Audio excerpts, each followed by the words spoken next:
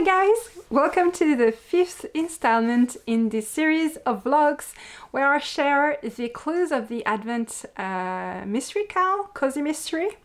So that's a Cosy mystery for which you have a clue every 2 days, and today's clue 5, and I'm going to share with you the colors from my Advent calendar, the one that I dyed.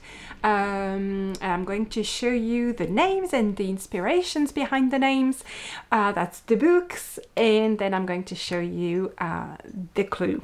Okay, and you have a tutorial just after this vlog to see how it's done. Just a tutorial for the stitch pattern. Okay, it's a bit funky today. So first color, this beautiful and very discreet green. Okay guys, it's very bright, lots of different shades of green in there. It's gorgeous. I love that colorway. So the name is The Silence of the Llamas. Okay, it's by MKAL again. I tell you guys, she has the best titles. Okay, so the Black Sheep Knitters, again, them, attend a thread and fiber festival and end up investigating an attack against the local llamas in this fifth charming mystery series, with bonus recipes and knitting ideas. Llama drama. And the other color is this beautiful beige with lots of different nuances, and the name is A Fatal Fleece. Here it is. It's by Sally Goldenbaum. It's a Seaside Knitters Society mystery. It's number 6 in the series, and it's summer in Sea Harbor, Massachusetts. And while tourists flock to the beautiful cottages by the sea, trouble brews for the seaside knitters. One of them gets tangled up with a precocious granddaughter, and another stands accused of casting a local resident off. Okay, I didn't see that. Casting off, okay, good. On a permanent vacation.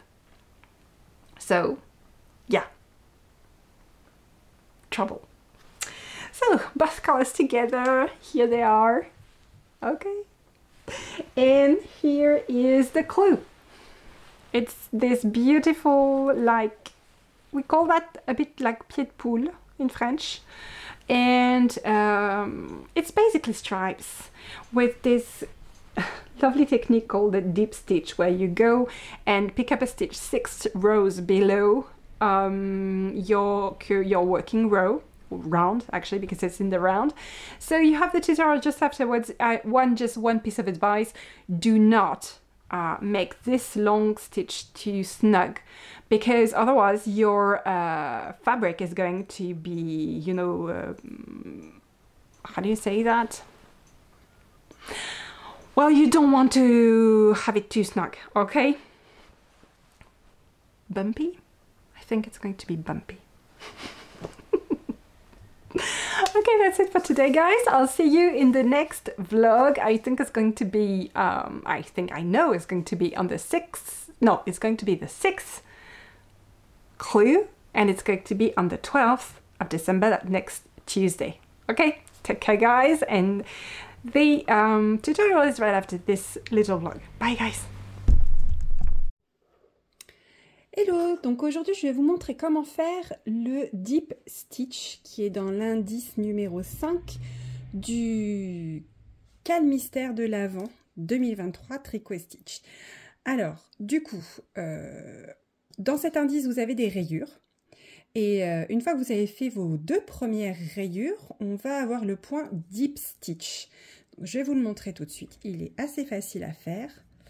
Donc, j'avance un petit peu dans mes mailles pour vous montrer. Pour ce point, il ne faut pas trop serrer, mais il ne faut pas être trop lâche non plus. Donc, quand vous arrivez à la maille où vous devez faire le deep stitch, on vous dit de piquer 6 rangs plus bas. Donc, vous avez vos 4 rangs de la couleur précédente et vous comptez 2 mailles en dessous. Et vous piquez dans la 2e maille. Et vous faites ressortir une boucle. Voilà, et c'est ici, on veut qu'elle soit assez souple quand même, parce qu'on ne veut pas que ça tire trop dessus, mais il ne faut pas non plus qu'elle soit trop lâche, sinon ça va vous faire un tricot inégal. Donc à peu près cette tension-là, c'est pas mal. D'accord?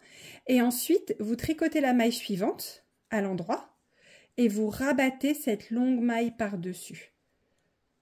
Voilà.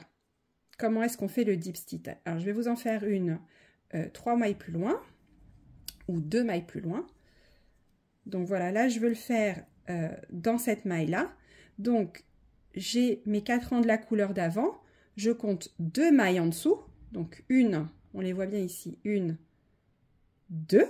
Je vais piquer dans celle-là. Donc, je pique comme pour relever une maille, en fait. Je passe le fil. Je vais passer le fil devant. J'allonge la maille. Je tricote la maille suivante à l'endroit. Je vais y arriver. Hop. Ah. Voilà, et je rabats la grande maille. Et c'est ça qui va nous faire ce détail sur l'endroit du travail. Cette maille allongée qui va créer comme voilà, comme une séparation en fait, comme des petites boîtes. Et voilà.